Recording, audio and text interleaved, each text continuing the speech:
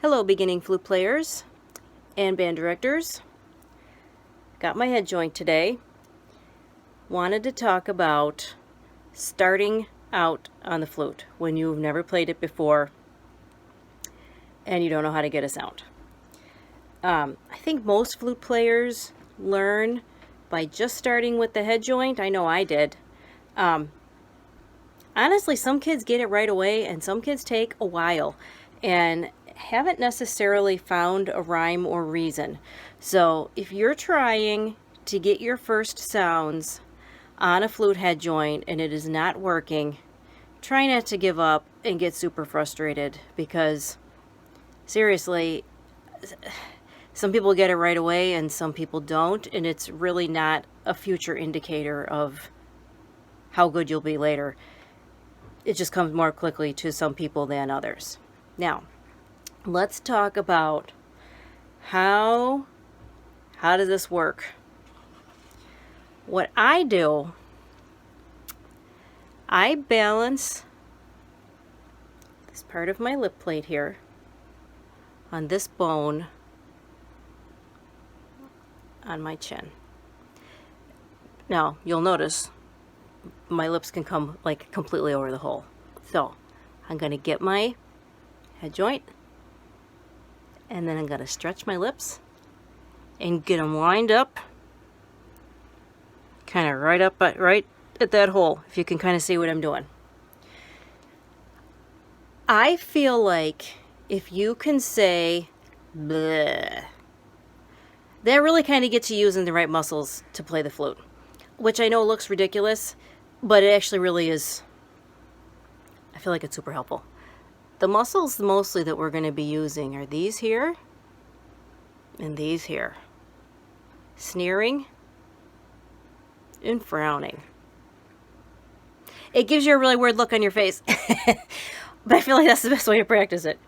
So, get it nice and on that like shelf, that bone you've got on your chin. Kind of stretch your lips, get them up to the hole. Bleh. See what that does to my bottom lip? Bleh. My bottom lip should be definitely as wide as my lip plate here, which is this part of the head joint.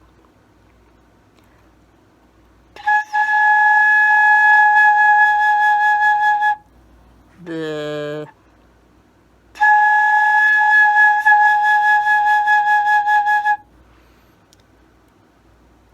If you like this kind of thing, I was watching on YouTube, I don't know, a few months ago, I was watching some Dana Carvey videos. Kids, you probably have no idea who Dana Carvey is. He's a comedian, and he does a lot of impersonations, and they're really funny.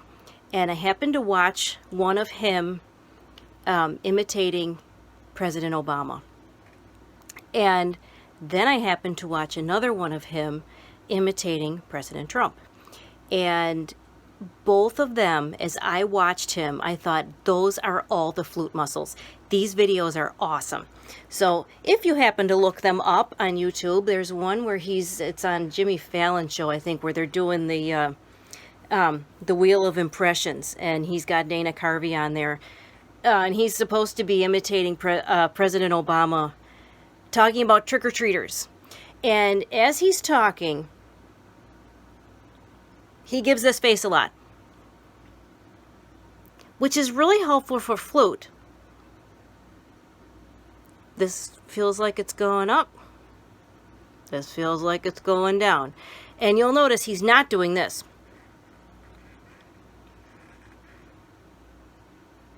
Now, if you watch him imitate President Trump, you'll see him using more of these muscles. Call these the sneering muscles. Those are good for flute too. Anyway, when you're starting, it's actually helpful to make funny faces, especially if you're getting frustrated. Bleh. If you say bleh, it should get your tongue nice and wide and relaxed in your mouth. That's really important for playing flute. And I was well into college before the first time one of my teachers asked me, you know, like, what shape is your tongue in and where is it in your mouth? I had no idea how to answer. I had no idea. Your tongue should be wide and relaxed like a puddle, which is what I learned from Keith Underwood. The outer part of my tongue rests gently against my upper molars. That's how wide it is. The front of my tongue curves down over my lower teeth, which actually happens naturally if you say that my flute word, bleh, bleh. Nice and wide and relaxed like a puddle. So, if you see your kids doing this, okay, they got to get wider. They got to have them make the face.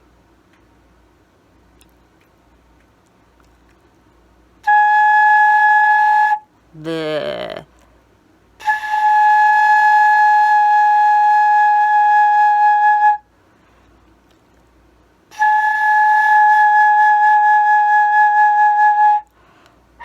You'll see a lot of kids doing that. Hole's way too big. They're never going to get a sound. Try to get their lips wider. You know, one of my music teacher friends told me that he has his kids try to say ooh with the middle of their lips and e with the outside of their lips. That's another, like, pretty helpful way to look at that too. Honestly, I think you just need to try to experiment and try to keep a good sense of humor if you're getting, you know, so that you don't get frustrated, because as soon as you start to get frustrated, you start to clamp, and then you're not going to get anywhere. So if you're trying this and you're not getting it, just put it away, come back to it later, watch the videos, watch the Dana Carvey videos on YouTube, watch him make the weird funny faces, and then just try to imitate it. If you can't do it, put it away. Just keep coming back to it. You will get it. You will get it. If your hole is super big, it's not going to come out. If your lips are super round, it's not going to come out. The lips have to be close together and at least as wide as your lip plate. Something that I find a lot of flute players do, especially young kids, is they hold their flutes like this and like this to put their flutes together. This is actually really bad for your instrument, because when you're moving with your hands on the keys, it is actually really bad for this mechanism. So when you're putting your flute together, it's best to grab the body of your flute up at the top so that your hands are not touching any of the keys. And likewise, same thing at the bottom. I'm going to put my hand around the bottom of my foot joint where there are no keys. And then I'm going to carefully twist it on. Now, a lot of flute players like the look of this. And I understand, but you actually can't really hold the flute that way. So you want to line up this mechanism here, this line, this rod, with the middle of this key. That's where you want it. Now, when you're putting the head joint together, same thing. Keep your hand up here so that you're not twisting on the key mechanism. And then you get your head joint in as so. Now, when I adjust my own head joint, this is a personal preference, but I like to look at my inline keys, which would be all my keys except for these two. I don't know if you can see, these two keys are offset. I like to line up the inline keys with my embouchure hole. Now, a lot of flute players like to be rolled slightly in. That's fine. If kids feel more comfortable that way, it might give them a little more control when they're first learning to play. How I do that is I actually look down my flute from my foot joint. I get a look at these keys, and then look at the outer edges of my embouchure hole, which I'm right, here and here, to try to get these edges in line with these keys. Something else that I find is, actually, it's not even just little kids. Lots of students, when they practice on their own, their head joint can be way too far in, way too far out, and they don't even necessarily notice. So my suggestion, actually this was my friend Linda's suggestion, I don't know if you can see, I've actually taken a Sharpie marker and I've got a slash on my flute body, which I'm not sure if you can see, and I have a slash on my head joint. So, and this was a mark that I put on there on a day that I was feeling great with my practicing. I marked it, slash, slash, so that when I put my flute together, I just line up the markers that I made for myself. It's actually a lot easier than fooling with it every time. I find it provides a lot of consistency for kids. If you put that mark on there for them, then they just line it up and they don't have to fool with getting this perception themselves. It does wear off as time goes on, so you're going to need to check with them and make sure that they can still see it. I've had some students where the mark lasts months. I've had others where they come back in a week and it's super faded. So I hope those are good suggestions for you with putting your flute together. When you take your flute apart, do it the same way. One hand up here, one hand down here,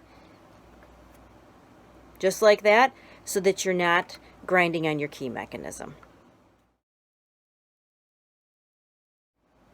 These are some aids that I use with my own students. Some of them I also use for myself. First suggestion that I have are these Fab Feet spot dot cushions. I buy these at Target, by the way.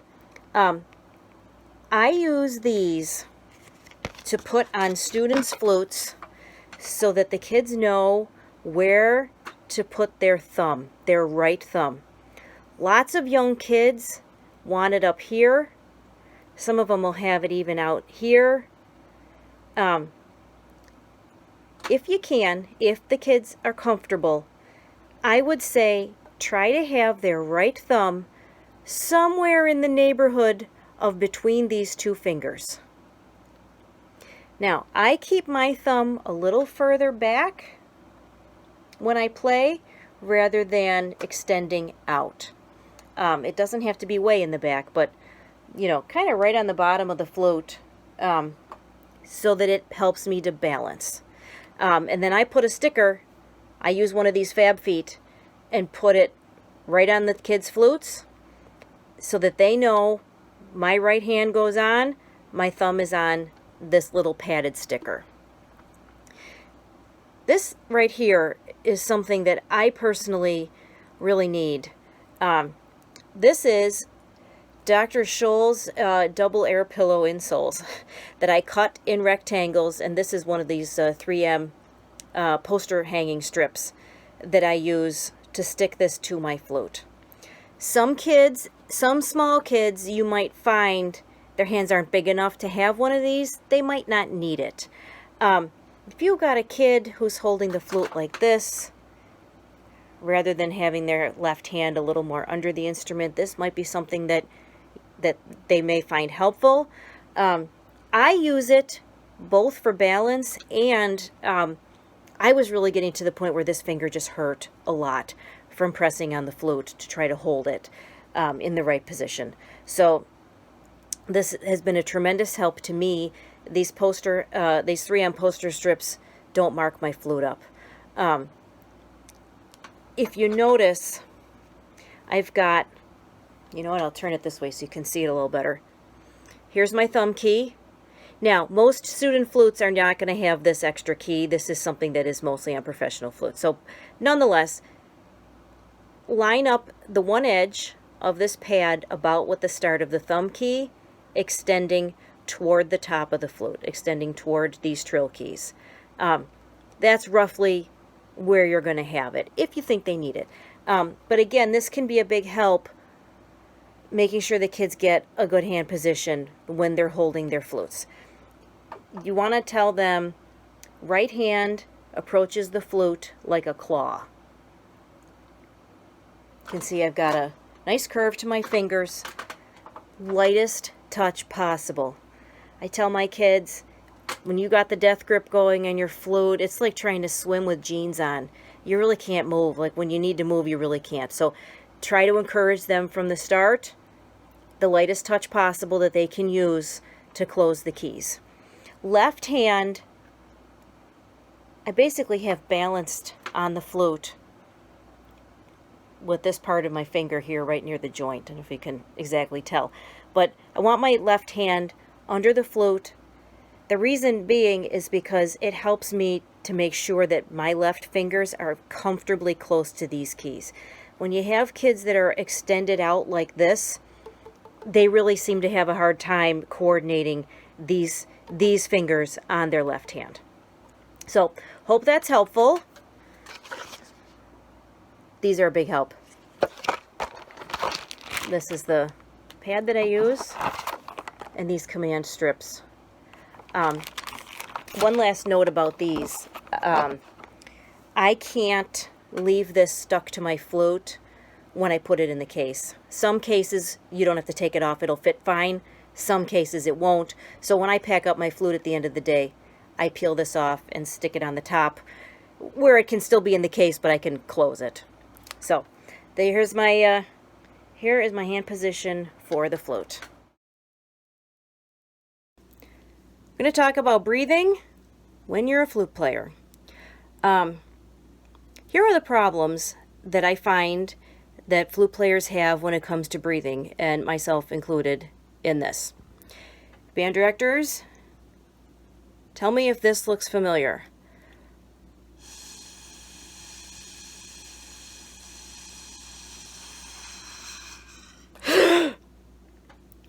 Obviously, I'm exaggerating. That's what flute players do. Or they do this.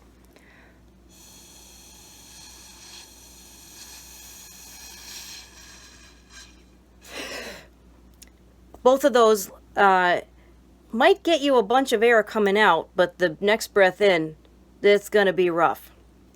My suggestion for practicing breathing for flute players, get a straw. As you breathe out, I want you to try to get taller. Now, when I say get taller, I don't mean do this.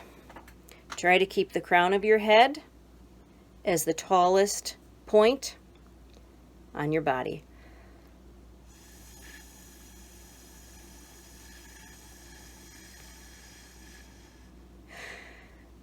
If you're able to do that, you will notice these muscles here are the ones that end up expelling the end of the breath. The beginning of the breath out is easy because gravity helps your body to naturally breathe out, naturally expel the breath. The problem comes in when you get to that point where your body has to push the rest of it out. That's where the danger spot is. So, you can practice with your students. Pretend like there's an imaginary string going from the crown of your head up to the ceiling. And you can't crunch this way or lean back this way. You got to pretend that that invisible string is keeping you steady. Have them breathe out and see if they can notice these muscles engaging to push the rest of that breath out. So,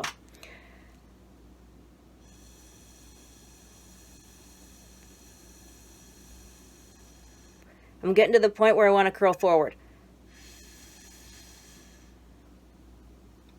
Now my breath is out. These muscles, my abdominal muscles, are contracted. And I basically can just release them to take in a breath. It makes the breathing much more fluid on the instrument. It makes it a lot easier because you don't have to release tension before you can take the breath, which is what happens when you allow your chest to collapse in like this or bend it back like this. Your body has to unclench before you can take the breath. Another way you can practice this with your students is to have them crouch on the floor, or they can do it sitting in a chair and have them lean forward so that their forearms are on their knees. It's a lot easier to take a breath. You take all the tension out of your back by leaning forward. That's another way I practice breathing with my students. You can also have them lay on the floor. If you can find a clean floor in your classroom or in your house, that's another good way to do it. But that's what I recommend for breathing, and I hope that's helpful.